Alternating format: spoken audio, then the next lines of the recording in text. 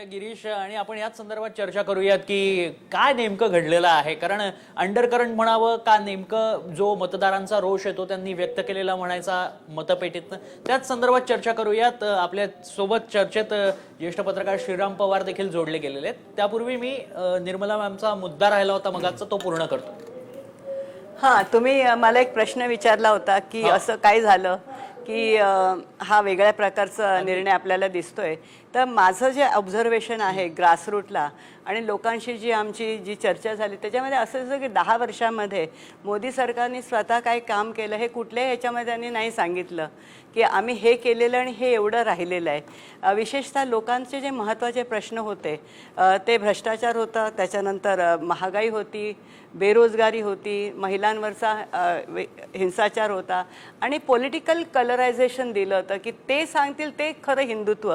ह्याच्यावर लोक आपली धार्मिक आहेत, ह्याचा अर्थ सगळे धार्मिक आणि सगळे हिंदू आहेत ते काय BJPचे हिंदू आहेत असं नाही. धर्म हा आपला एक स्थायी भाव आहे प्रत्येक भारतीय माणसाचा. ह्याचा अर्थ त्याचा असं नाही की राजकीय मत त्याचं भाजपच्याच हिंदुत्वाशी असेल.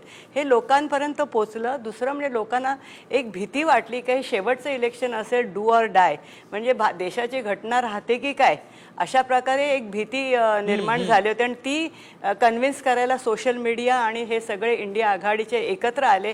ते 2 मुद्द्यांवर एक आले की एक तर ह्या देशाची लोकशाही वाचली पाहिजे.